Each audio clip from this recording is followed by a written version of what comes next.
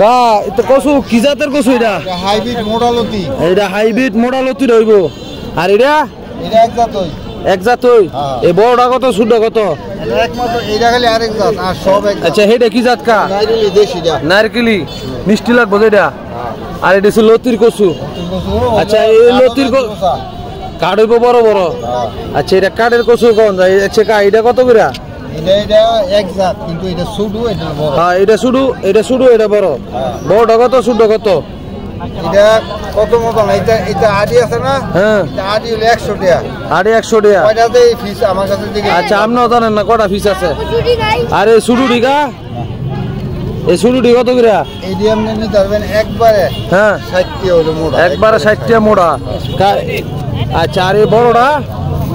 এই যে নারকেলি কসু নারকেলি এটা হলো একবারে 150 এটা হলো 150 এটা 150 আর এটা হলো আপনার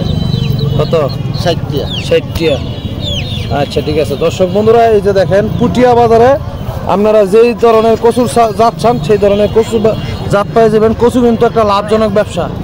ঠিক আছে না আচ্ছা একখানি ক্ষেত্রে কয়টিয়ার লতি বেসন যে আনুমানিক এক সিজনে একখানি ক্ষেত্রে লতি বেসন দেব কম করে মনে করেন লাখ টাকা 1 লাখ টাকা মাশাআল্লাহ না হলে লস না হলে লস এটা আমরা খাসতা ওই সক্কা নাইলে হুয়াক্কা না এটা তো সক্কা তো যাই তুই না কেটে জানি হ্যাঁ কেরে আপনি বালা দেন হ্যাঁ আর যদি খাড়েন তো 1 লাখ কইছি যে এটা হলো কইলা ধাক্কার বলি বেচা ও এটা কইলা ধাক্কা 1 লাখ আল্লাহ দিলে তো মোটামুটি কচু ব্যবসা লাভজনক হই শনি দেখেন এটা 300